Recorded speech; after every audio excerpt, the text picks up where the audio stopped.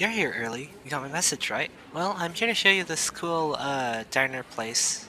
It's not anything to do with Whitepine. It's just this is more of like a introductory area, I guess, like explanation area. I'm gonna use this world to explain stuff as a background. um, Before actually adding anything to the manor as per the blueprints, I want to do a little bit of something first. So, follow me.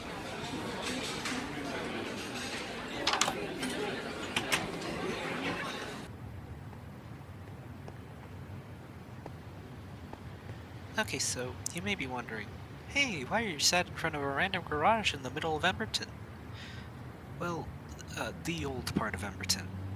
Um, what I wanted to do today is I wanted to remake one of those old cars from back in the day when the Whitepine Manor would have been inhabited, and unfortunately, no modern garage has, the old parts. This isn't quite the best I can do, but we're on a tight budget.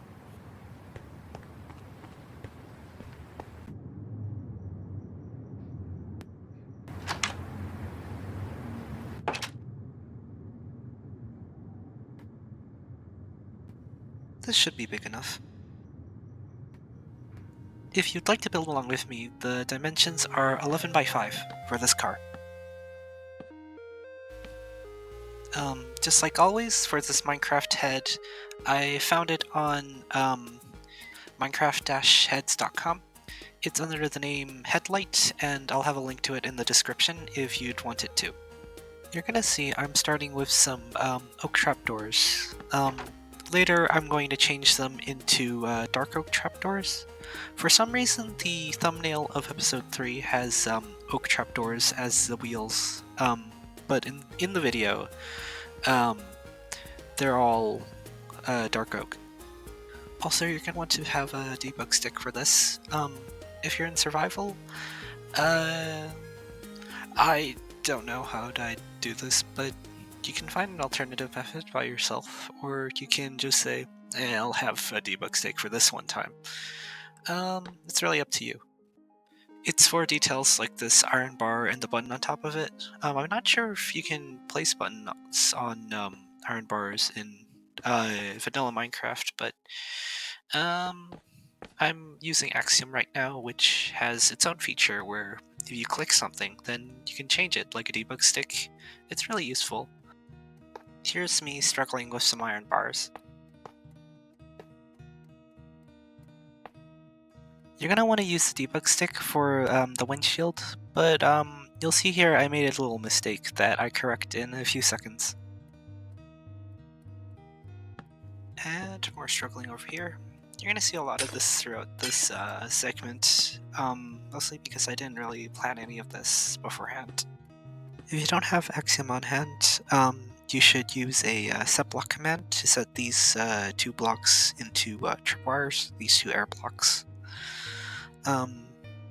Also, additionally, you're going to want to use a debug stick anyway to make them string activated.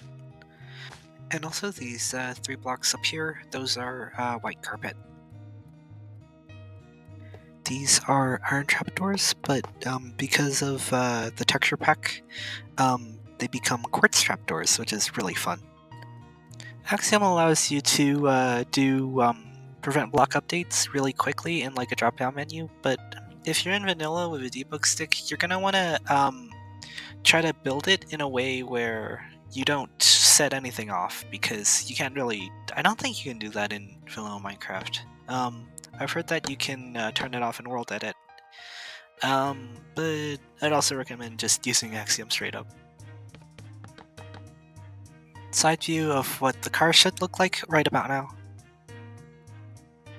Here's the part where I'm changing the wheels.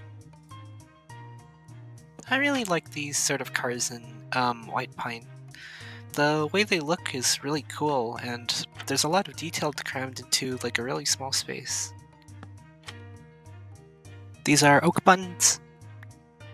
Sorry I don't have much commentary over these next parts. I think that the build process is relatively simple here on out.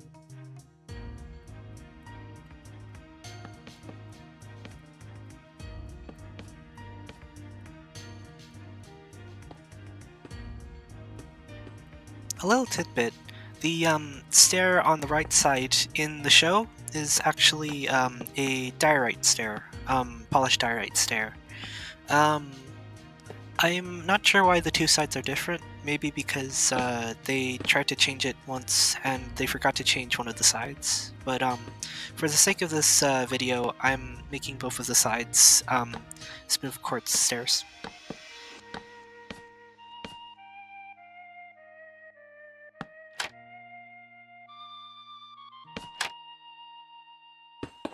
This is all smooth quartz up here.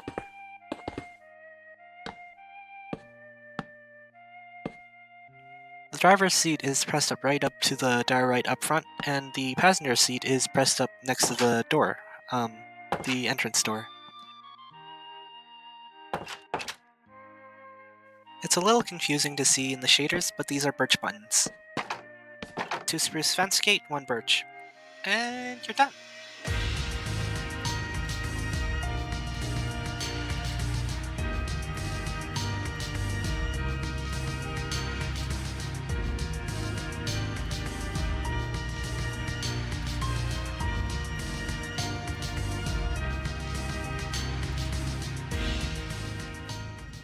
Well, this was a really fun little mini build.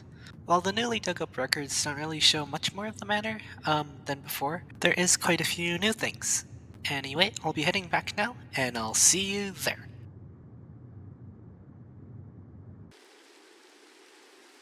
Oh hey there, I'm just finishing up lunch. The weather's gotten a little bit bad since I last started recording, but that shouldn't hamper the building too much.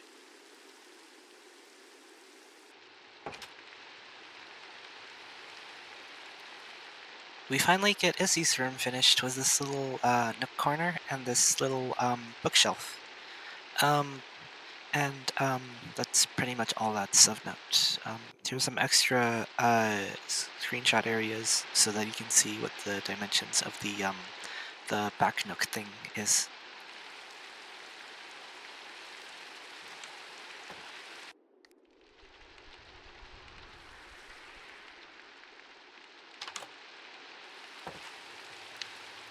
The only real notable change in Moo's room is that you can see the door now, and it also reveals a door to a closet or a bathroom. More of Izzy's study is revealed now, along with the fact that it does not connect to the guest room. Although the ceiling isn't shown, which is a bit sad, but it does show a bit more, and this wall here with a planter with a spruce sapling in it.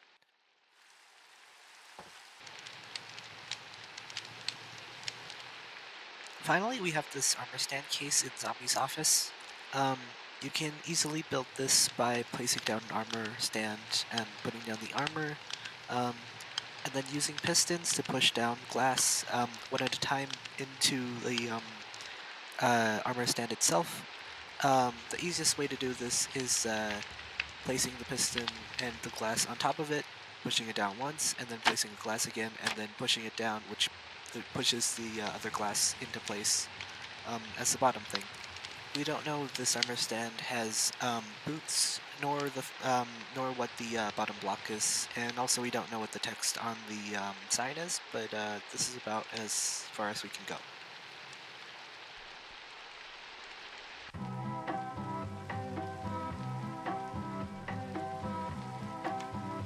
Finally, we know what the inside of the greenhouse looks like.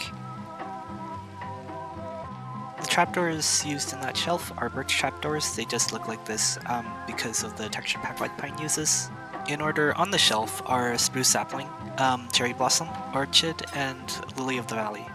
I'll be showing you a few clips of my build of this, and you're free to rebuild this in your own world, or if you're recreating the manor like I am, here it is. The blocks in this planter here are bamboo trapdoors. There are moss blocks underneath the flowers, and the flowers are as follow. Peony, rosebush, and peony again. Both of the peonies have their top parts removed. If you have Axiom, you can quickly do this by pressing Alt and then No Updates, which is the snowflake or cobweb icon, and then just simply breaking the top parts of the flower.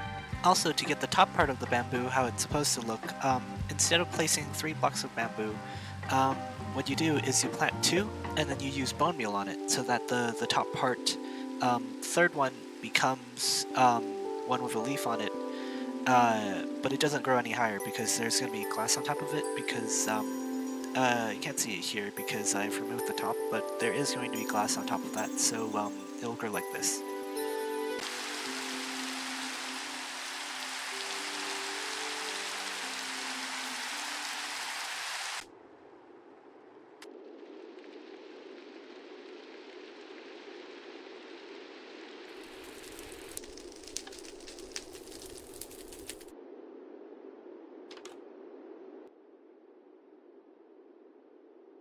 Thanks for watching this video, everybody. I don't have much else to say other than I'm here because I haven't played piano in a while, and I was like, hey, I could dabble in some music for the Rebuilding Whitepine video.